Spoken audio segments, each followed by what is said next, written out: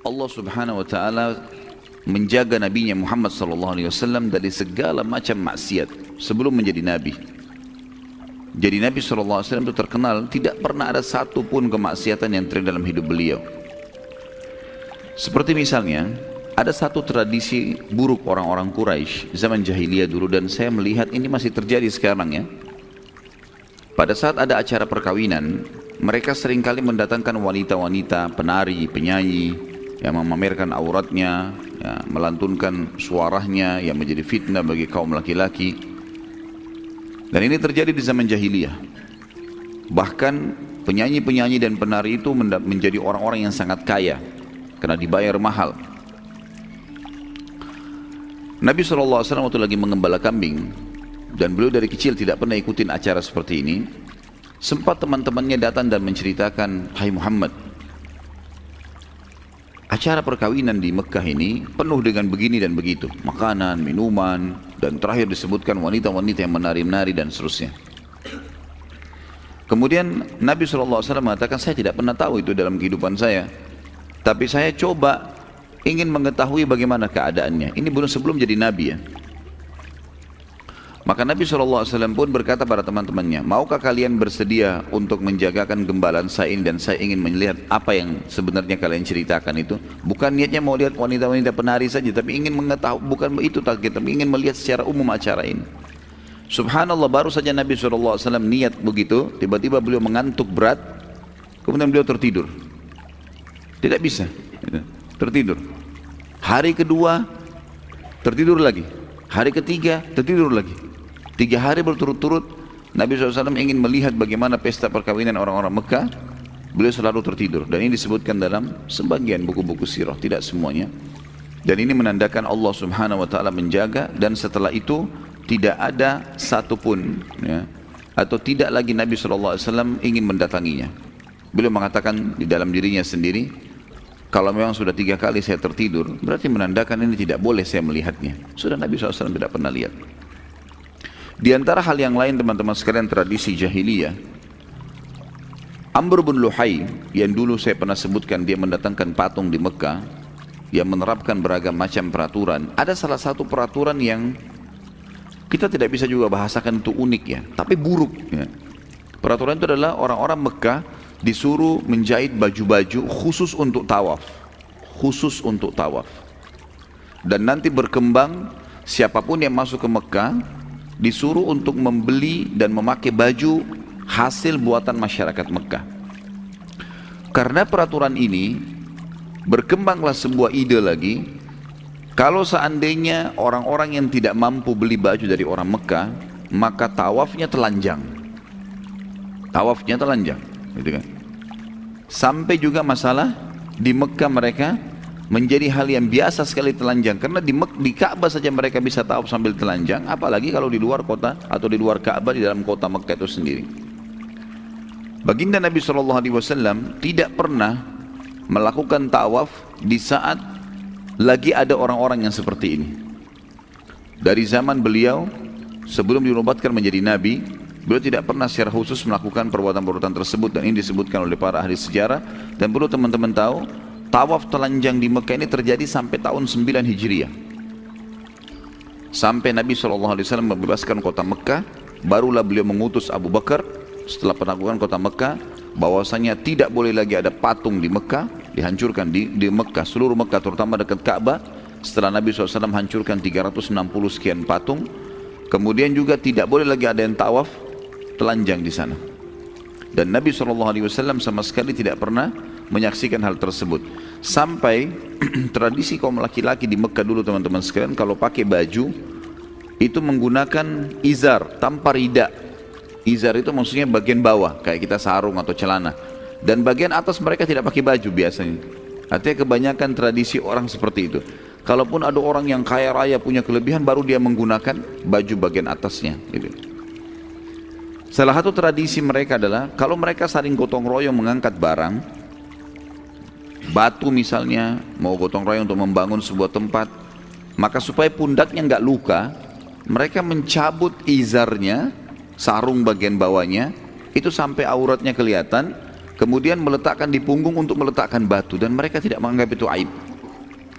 Di dalam sebuah athar disebutkan, pada saat Nabi SAW mau mengangkat batu membantu sebagian keluarganya yang sedang membangun, maka orang-orang pada mengangkat batu-batu besar, dan Nabi SAW ikut partisipasi mengangkat batu besar itu. Kemudian tiba-tiba saja pamannya datang mengatakan, "Hai Muhammad." Salah satu pamannya, tidak disebutkan namanya dalam riwayat ini, tapi dikatakan salah satu pamannya mengatakan, "Hai Muhammad." Kalau tidak salah namanya Zubair di sini.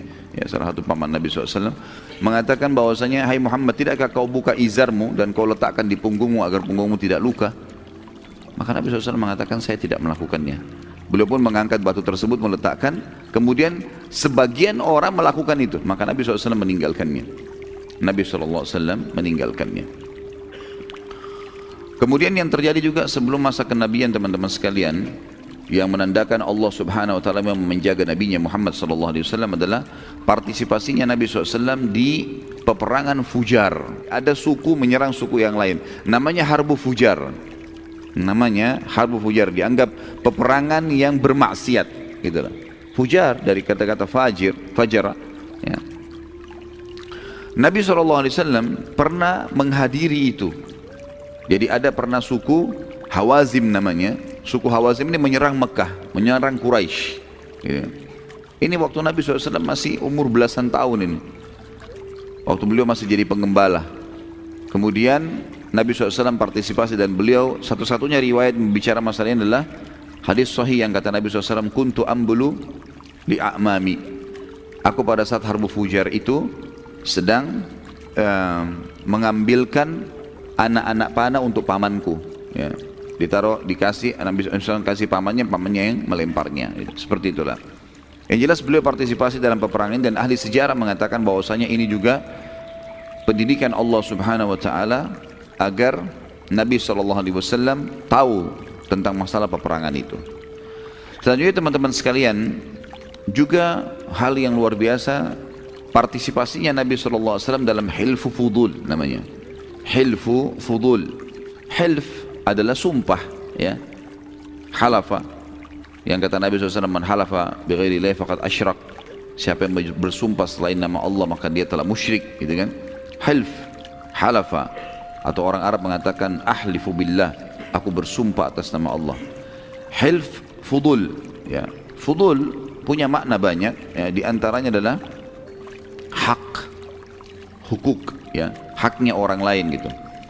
Jadi begini ceritanya. Nabi hilfu fudul adalah sebagian anak-anak muda Mekah, ya, pada saat itu yang diistilahkan dengan syabab Mekah, ya. Pada saat itu mereka berkumpul, kemudian mereka sepakat bersumpah atas nama Allah depan Ka'bah, mereka akan membela semua orang yang terzalimi, dari penduduk Mekah atau bukan penduduk Mekah, dari penduduk Mekah atau bukan penduduk Mekah. Jadi mereka berkumpul, kemudian mereka sepakat untuk itu, siapapun itu. Ini ada sebabnya teman-teman sekalian. Awal kisahnya hilfu fudul adalah ada seseorang dari luar Mekah pernah bertransaksi dengan salah satu tokoh Mekah yang bernama Al-As bin Wa'il. Siapa ini As bin Wa'il? Ayahnya Amr bin As. Amr bin As radhiyallahu anhu masuk Islam. Al-As bin Wa'il ini tidak, gitu kan. Al-As bin Wa'il ini salah satu tokoh Mekah. Pernah dia transaksi dengan satu orang pendatang dari luar Mekah, kemudian dia nggak mau bayar. Sudah diambil semuanya, baik saya beli ini semua, dibawa semuanya, sudah ditaruh di gudangnya. Kemudian tiba-tiba pada saat pembayaran dia bilang, "Enggak, saya nggak mau bayar." Orang ini sendirian, nggak ada pembelahnya gitu, dari luar kota Mekah. Maka pada saat itu teman-teman, orang ini pun datang, ya, menyampaikan kepada orang-orang Quraisy, nggak ada yang hiraukan. Tokoh Quraisy nggak ada yang hiraukan. Sampai akhirnya dia menyebutkan dengan syairnya, "Sungguh Al-As telah berbuat kezaliman dan tidak memberi hakku. Bila kalian wahai para Quraisy tidak menolongku, maka berarti kalian bersamanya dalam hal ini, dan akan aku sebarkan kezaliman ini pada seluruh bangsa Arab." Para tokoh Quraisy waktu itu sempat waktu mendengarkan syair, dan syair pada saat itu luar biasa, ya, sama dengan kita sekarang media. Setiap ada syair baru selalu saja diperebutkan oleh orang untuk dihafal, baik atau buruk.